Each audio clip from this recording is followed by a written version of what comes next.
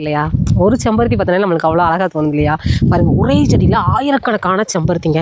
நான் கூட இது வந்து நார்மல் செம்பருத்தின்னு நினச்சேன். இந்த செம்பருத்தியில் பாருங்கள், வாங்களேன் பக்கத்தில் வைங்க. பார்த்தீங்கன்னா அவ்வளோ சூப்பராக இருக்குங்க. அப்படியே இது செம்பருத்தி தான், ஒரிஜினல் செம்பருத்தி தான். இது பேர் வந்து மிளகா செம்பருத்தியாம்மா. அதனால் பார்த்தீங்கன்னா மிளகா மாதிரி இருக்கும். இது இந்த மாதிரி விரியாதாம்மா. பார்த்திங்கன்னா இது மிளகா மாதிரியே தான் இருக்கும் அப்படின்னாங்க. ரொம்ப சூப்பராக இருக்குது. ஃபஸ்ட் டைம் நான் இதை பார்த்துருக்கேன். ஃபஸ்ட்டு நான் பார்த்தீங்கன்னா நார்மல் செம்பருத்தி கொஞ்சம் விரியும்னு நினச்சேன். நார்மல் செம்பருத்தி பார்த்திங்கன்னா இந்த பக்கம் இருக்குது. பார்த்திங்கன்னா மருதாணி மரம், அதில் பார்த்திங்கன்னா உங்களுக்கு வந்து வெத்தலை கொடி மேலே போயிட்டுருக்குது பாருங்கள். சூப்பராக இருக்குது. நான் வந்து குபேர கருப்பசாமி கோவில் வந்தேங்க. அங்கே வந்துட்டு உள்ளே போகிறதுக்கு முன்னாடி இந்த செம்பருத்தி பார்த்த உடனே ஒரு ரீல் வந்து எடுத்தாச்சு. உண்மையாகவே சூப்பராக இருக்குது.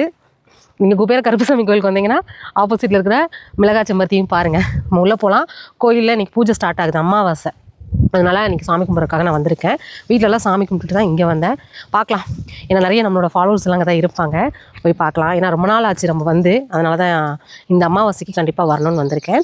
அடுத்த ரீலில் நம்ம சாமி பற்றின அப்டேட்லாம் வந்து கொடுக்குறேன்.